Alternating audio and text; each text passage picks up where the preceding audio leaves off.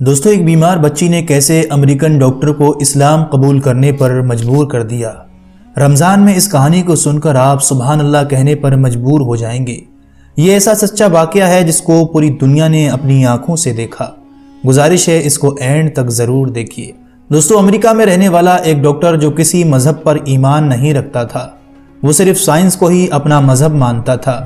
وہ جب تک کسی بات پر یقین نہیں کرتا تھا جب تک سائنس اس کی گواہی نہ دے دے۔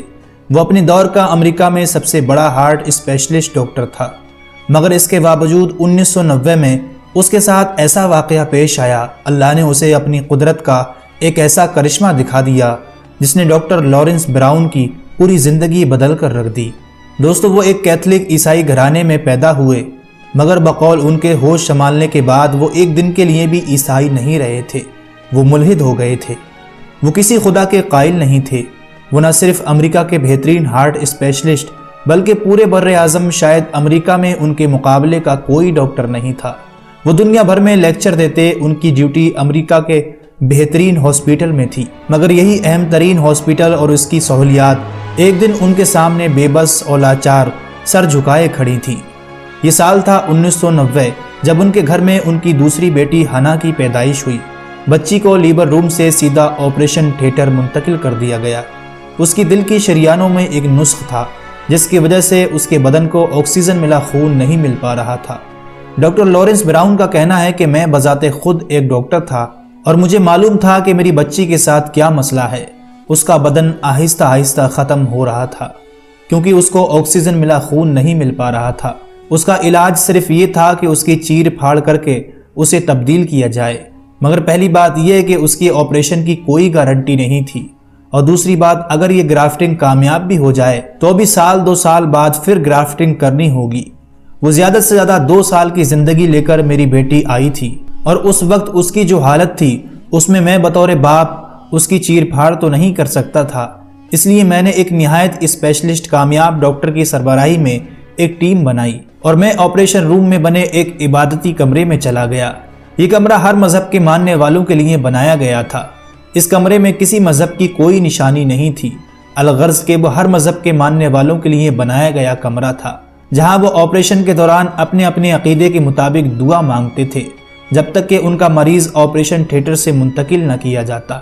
اس سے پہلے ڈاکٹر لارنس کے لیے یہ کمرہ کچھ نہیں تھا، لیکن آج ان کی اپنی جان پر بن گئی تھی تو یہ کمرہ بھی ان کے لیے ایک مذہبی اہمیت اختیار کر گیا تھا۔ ڈاکٹر لارنس براؤن کہتے ہیں کہ میں نے آج تک جو چاہا تھا اسے ہر قیمت پر حاصل کر لیا تھا، مگر آج قدرت نے مجھے بے بس کر دیا۔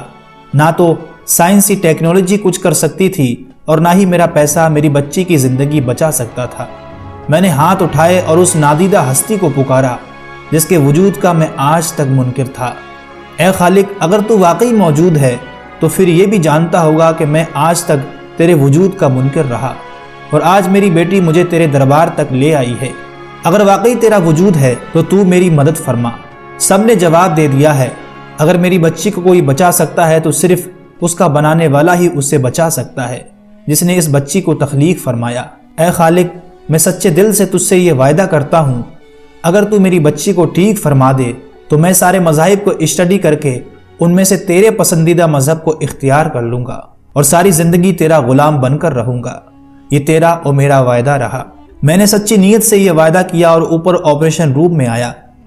مجھے زیادہ سے زیادہ 15 منٹ کا سمے لگا ہوگا، مگر جب میں آپریشن روم میں آیا تو وہاں کی بدلی ہوئی فضا کو ایک لمحے میں نے محسوس کر لیا۔ وہاں افراتفری کی بجائے سکون اور اطمینان کا ماحول تھا۔ ٹیم کے سربراہ نے سر گھما کر مجھے دیکھا اور بولا، بچی کے آپریشن کی اب کوئی ضرورت نہیں ہے، خون کا دوران صحیح ہو گیا ہے۔ اور اس دوران خون کی صحیح ہونے کی وجوہات جو وہ بیان کر رہا تھا، جب میں نے سر گھما کر سارے ڈاکٹروں کو دیکھا تو ان میں سے کسی کے چہرے پر ان باتوں پر کسی کو یقین نہیں آ رہا تھا۔ مجھے معلوم تھا کہ یہ صرف باتیں ہیں، ان میں سے حقیقت نام کچھ نہیں۔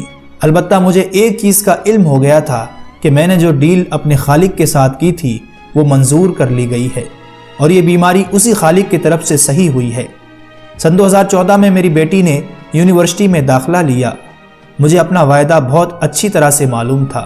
میں نے دنیا بھر کے تمام مذاہب کو اسٹڈی کیا، ان پر ریسرچ کی۔ بدھزم، ہندوازم، عیسائیت، یہودیت سمیت کئی دھرموں کی کتابیں بھی پڑھی اور ان کے دھرم گروؤں سے ملاقات بھی کی، لیکن میرے سوالوں کے جواب کسی کے پاس نہیں تھا۔ اسلام میرا آخری آپشن تھا، اور جب میں نے قرآن کو پڑھنا شروع کیا میرے دل اور دماغ کے دروازے کھلتے چلے گئے۔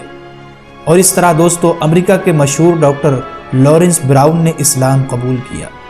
امید کرتے ہیں آج کا یہ انفارمیشن بھرا واقعہ آپ کو پسند آیا ہوگا۔ اچھا لگا ہو تو اسے لائک، چینل کو سبسکرائب اور اپنے دوستوں کو ضرور شیئر کریں۔